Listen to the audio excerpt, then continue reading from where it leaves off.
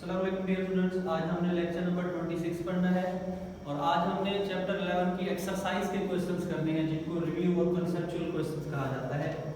तो पहला है what is necessary condition for the production of sound. Vibration जो है वो नेसेसरी कंडीशन है प्रोडक्शन के लिए। दूसरा है what is the effect of medium on the speed of sound in which medium sound travels more faster air solid और liquid, justify your answer.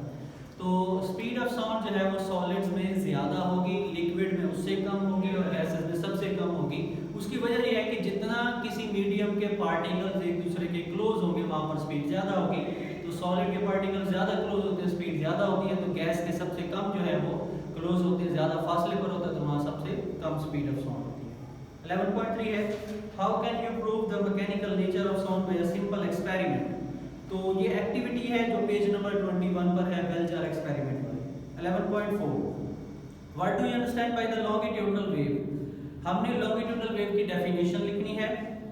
तो describe the longitudinal nature of sound waves, ये page number 21 पर article लिखा हुआ है longitudinal nature of sound waves, वहां से आपको लिखना है। 11.5 sound is a form of wave, list at least 3 reasons to support the idea the sound is wave. 3 वजूहात हमने बतानी है कि हमारे पास जो साउंड है वो एक वेव है। पहली है कि साउंड जो है वो एनर्जी ट्रांसफर करती है, हर वेव एनर्जी ट्रांसफर करती है, साउंड भी एनर्जी ट्रांसफर करती है।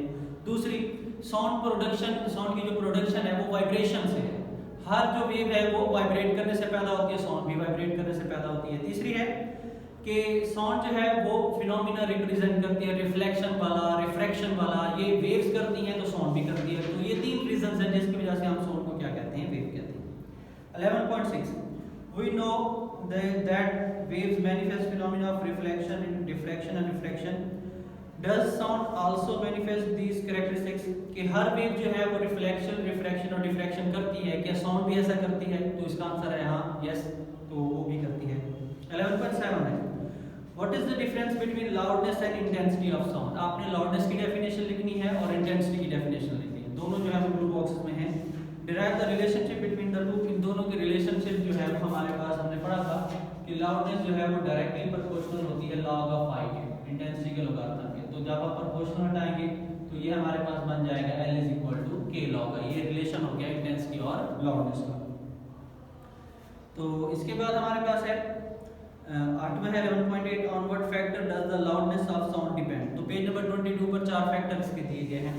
पेज नंबर 11.9 है what do you mean by the term intensity level of sound, name and define the unit intensity level of sound. Definition करनी है इंटेंसिटी लेवल की और उसके यूनिट की भी डेफिनेशन करनी है। तो ये है पेज नंबर 25 पर।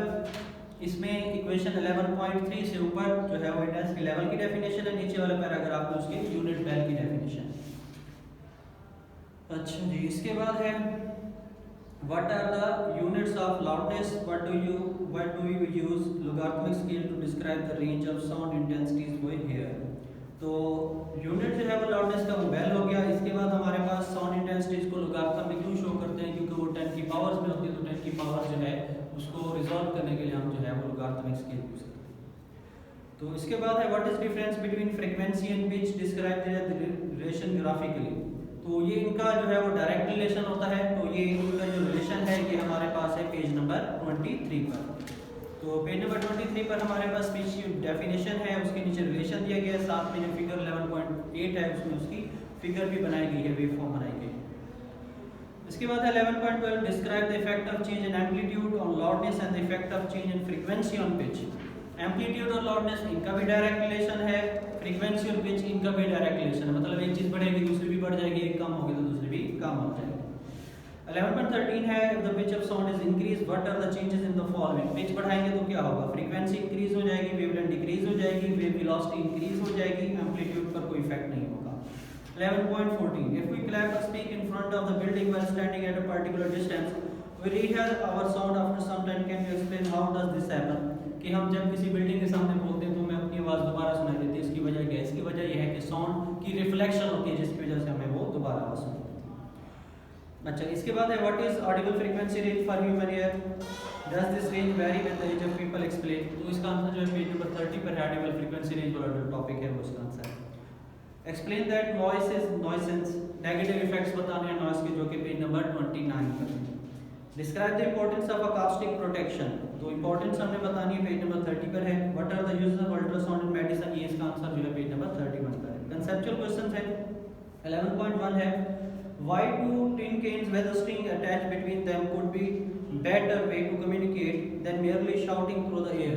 हमारे पास दो टिन कैन हैं, स्ट्रिंग के जरिए बंधे हुए हैं, हम एक दूसरे से राब्ता करते हैं, तो ये बेहतरीन तरीका है बानिस्बत इसके कि हम इसकी बजाय आवाज़ जो है हवा के जरिए जो है वो शाउट करके एक दूसरे को पहुंचाएं। उसकी वजह ये है कि जो स्ट्रिंग्स हैं वो सॉलिड्स की बनी हुई है, हमारी आवाज़ जो है वो सॉलिड में फास्टर ट्रेवल करती है बानिस्बत एयर के, तो ये बेहतर तरीका है। 11.2 है we can recognize person speaking with the same loudness from their voice, how is it that possible। तो अगर उनकी लाउडनेस सेम है लेकिन उनकी क्वालिटी जो है वो डिफरेंट है, तो इस वजह से हम जो है उन दोनों में फर्क कर सकते हैं। 11.3 है you can listen to your friend at corner but you cannot watch him, why।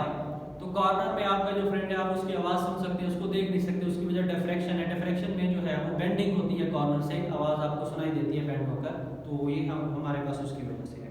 11.4 है why must the volume of stereo in a room with wall-to-wall carpet be tuned higher than a room with wooden floor। तो हमारे पास जो है stereo है, जो हमारे पास आवाज़ का एक सोर्स है, उसकी आवाज़ हमें बढ़ानी चाहिए उस कमरे में जहाँ पर कारपेट लगा हो। तो उसकी वजह क्या है, कारपेट जो है वॉल टू वॉल कारपेट जो है वो उसकी आवाज़ को एब्जॉर्ब करेगा, तो हमें उसकी आवाज़ को बढ़ाना पड़ेगा। अगर हमारे पास वुडन फ्लोर वाला कमरा है तो हमें उसमें स्टीरियो की आवाज़ जो है वो कम रखनी पड़ेगी, क्योंकि उसमें अच्छी रिफ्लेक्शन होगी तो आवाज़ ज़्यादा हो जाएगी। 11.5 student says that two terms speed and frequency of the wave refer to same thing, what is your response। तो ये बिल्कुल गलत बात है। स्पीड अलग चीज़ है, फ्रीक्वेंसी अलग चीज़ है। स्पीड कहते हैं distance covered in unit time, frequency number of waves पर सेकंड होती हैं। Two people are listening to the same music at the same distance, they disagree on its loudness, explain how this could happen। दो आदमी एक music को सुन रहे हैं, वो कहते हैं, कोई कहता है कि आवाज़ ज़्यादा है, कोई कहता है कम। उसकी वजह क्या है, उसकी वजह है फिजिकल कंडीशन ऑफ एयर पे भी लाउडनेस डिपेंड करती है, तो दोनों का जो है फिजिकल कंडीशन अलग अलग है, तो दोनों को लाउडनेस अलग अलग सुनाई दे रही है। Is there any difference between echo and reflection of sound। Reflection किसी भी मीडियम से हो सकती है, किसी भी जगह से हो सकती है, आवाज़ टकरा कर वापस आ जाए बिल्डिंग को, दीवार को, लेकिन इको के लिए आपको कम से कम डिस्टेंस जो है वो 17 मीटर का रखना पड़ेगा। तो will two separate 50 decibel sound together constitute 100 decibel sound, explain। तो ये दोनों मिलकर जो है वो एक्सप्लेन ये हो सकती है। Why ultrasound is useful in medical field, तो इसके जो यूजेस हैं वो आपने पेज नंबर 31 पर जो है वहाँ से लिखते हैं। तो हमारा लेक्चर कंप्लीट हुआ, इंशाल्लाह अगले लेक्चर्स में हम न्यूमेरिकल्स पढ़ेंगे।